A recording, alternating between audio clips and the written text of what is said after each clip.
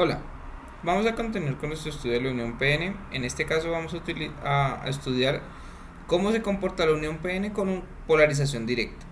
¿Qué es polarización directa? Que yo pongo un voltaje más menos del ánodo al cátodo, o sea que el ánodo va a tener un potencial mayor al del cátodo. Entonces, nosotros teníamos antes que teníamos una zona de agotamiento, supongamos que de acá hasta acá, y de acá hasta acá. ¿Sí? ¿Qué es lo que va a pasar? Yo tengo aquí en la región N muchos electrones libres y muy pocos huecos libres. Y en la región P, lo contrario, tengo muchos huecos libres y muy pocos electrones libres. Entonces, ¿qué es lo que va? Bueno, y acá en mi región de agotamiento, zona de agotamiento, tengo cargas positivas en la región N y negativas en la región P. Entonces, ¿qué es lo que va a pasar? Estos huecos y estos electrones, debido a este voltaje, van a ser llevados hacia la región central de la unión. ¿Por qué? Porque los huecos con carga positiva van a ser repelidos por este voltaje, por el voltaje positivo, y los electrones con carga negativa van a ser repelidos por el potencial negativo. ¿Sí? Eso va a hacer que estas cargas mayoritarias en N y P se vayan hacia el centro de la unión. ¿Esto qué va a hacer? Que estos electrones se vuelvan a los átomos que dejaron acá en la región de agotamiento, y estos huecos vuelvan a los átomos que dejaron acá como iones en la región de agotamiento. ¿Eso qué va a hacer? Que esta región de agotamiento va a cambiar, lo voy a poner como en amarillito, y se va a volver muchísimo más delgada. No se ve mucho. Pongámosla de azul o morado. Y se va a volver muchísimo más delgada. Como está ahí. ¿Sí? Entonces, como se volvió mucho más delgada, muchos más electrones pueden pasar a la región P y muchos más huecos pueden pasar a la región N. ¿Eso qué va a pasar? Que en estos puntos en los que, digamos, termina la región de agotamiento, acá en este caso y acá, ¿sí? Va a haber en la región P un exceso de electrones que van desde la región E, que vienen desde la región N. Y acá, donde termina la zona de agotamiento, en la región N, va a haber un exceso de huecos que vienen de la región P. ¿Sí? Entonces, si nosotros dibujamos los perfiles de concentración en esta unión de polarización directa, voy a poner aquí, este es digamos, mi eje Y este es mi eje X. Acá tengo distancia y acá tengo tanto la concentración en N como la concentración en P. Y acá, supongamos que acá termina la región de agotamiento, o sea, es acá, llamémosla XP. Y acá termina la región de agotamiento en la región N, entonces llamémosla XN. ¿Sí? Todos esos huecos que pasaron a esta región P, en este punto van a ser muy altos, ¿sí? Comparados con el número de huecos en la otra región. El número de huecos en la otra región realmente es pequeño. Entonces supongamos que es por acá, ¿sí? Y va a pasar exactamente lo mismo con los electrones que pasan de la región N a la región P.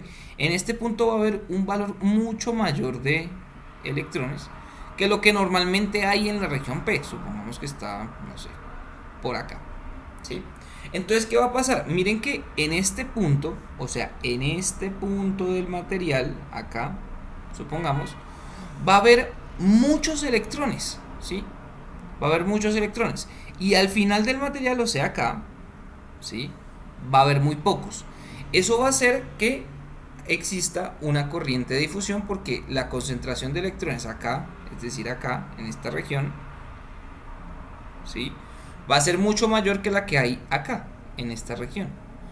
Entonces, todos esos electrones que están acá se van a difuminar, o va a haber una corriente de difusión en esta dirección, en el caso de electrones, ¿sí?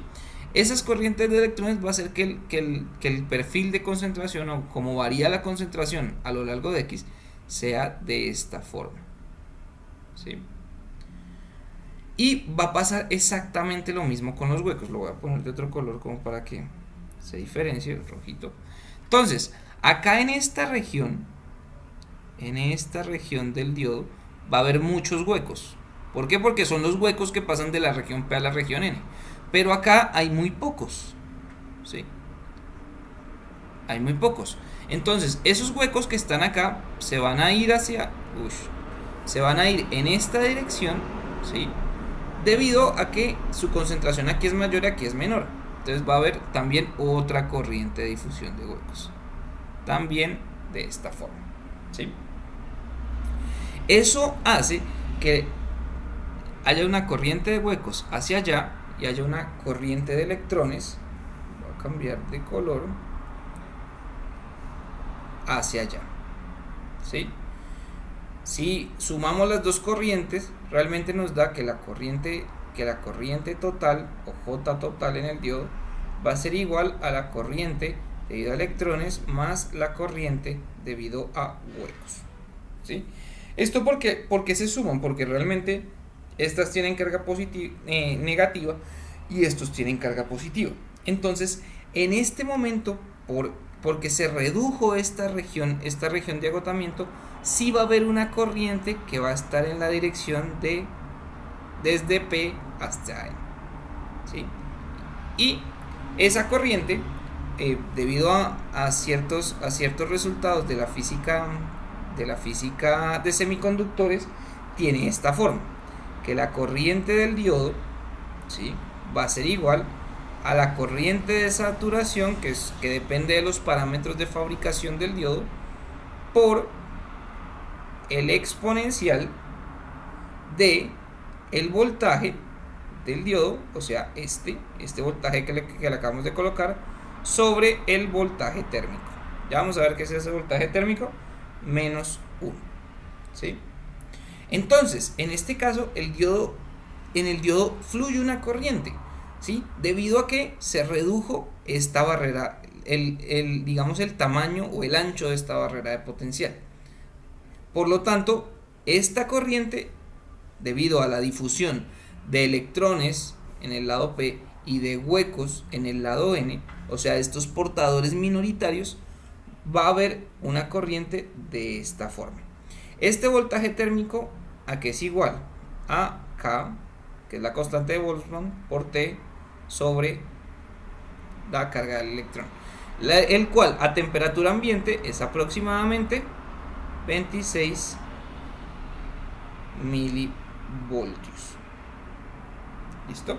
Entonces, en el diodo con polarización directa, es decir, con un voltaje positivo en el P y negativo en el N, ¿sí?, hay un flujo de corriente. Si nosotros graficamos esta ecuación, la que tengo aquí, ¿sí?, la voy a graficar aquí. Tengo digamos que este es mi eje Y, esta sería la corriente en el diodo, ¿sí?, y acá tengo mi eje X, que sería que voy a graficar acá el voltaje en el diodo. Entonces, voy a poner un poquito más de espacio acá, ¿sí? Entonces, para voltajes positivos, ¿sí?, la corriente del diodo, lo voy a poner de colorcito rojo, ¿sí?, sigue esta curva exponencial. Esta curva exponencial tiene esta gráfica. Para valores pegaditos a cero, digamos es por aquí, ¿sí?, es muy pequeña, casi llega a cero. Y cuando pasa de cierto valor, ¿sí?, de lo que se conoce como el voltaje, voltaje de pequeña, el diodo comienza a subir exponencialmente, ¿sí? Y esta ecuación también es válida cuando veíamos que el diodo tenía polarización inversa, y su valor va a ser igual. En este punto va a ser muy pequeña, pero va a llegar a un valor en el que se vuelve negativa, y esta corriente es la corriente de saturación, ¿sí? Entonces miren que nosotros podríamos decir, haciendo una aproximación, y eso lo voy a hacer con azul, lo voy a dibujar con azul, nosotros podríamos decir que el diodo para valores menores al voltaje mínimo de diodo es 0, ¿sí? Y que después de ese voltaje de diodo, digamos que se prende. Entonces tenemos, uy, eso se ve muy feo, tenemos una corriente. Después de ese voltaje podemos obtener cualquier corriente, ¿sí? Esta aproximación azul, la que voy a colocar acá, me da que el diodo para polarización directa, yo tengo aquí mi diodo, aquí tengo mi región P, mi región N, este es mi ánodo y este es mi cátodo, ¿sí? Y voy a poner esto en blanco. La corriente va en esta dirección, pero siempre que yo tenga un voltaje más menos mayor que este voltaje VD, ¿sí? Yo puedo decir que mi diodo es equivalente a tener una fuente de voltaje más menos en la dirección de P a N que tenga un valor B de minúscula, que para el silicio es aproximadamente igual a 0.7 voltios, ya veremos por qué, y conectada a mi ánodo y cátodo. En un próximo video realmente vamos a ver cómo se puede usar esto en el análisis de circuitos con diodos. Un último comentario. Siempre hemos usado, digamos, esta representación del diodo, pero en circuitos realmente no es tan cómodo. Entonces el símbolo del diodo es la región P. Como la corriente va de P hasta N, se considera que de P hasta N va una flecha, ¿sí? Esto me quedó feo, va una flecha de esta forma, y que acá tengo mi cátodo y acá tengo mi ánodo. Para finalizar, recuerden, para mi diodo en polarización directa hay flujo de corriente, y esta es la ecuación de la corriente del diodo, que depende del voltaje del diodo, ¿sí? Para la unión PN con polarización inversa es como si no hubiera un flujo de corriente, o hay un flujo de corriente muy pequeño, que es la corriente de saturación. ¿Listo? Entonces con esto terminamos este video. En el próximo video veremos otros efectos en el diodo en polarización directa. Muchas gracias.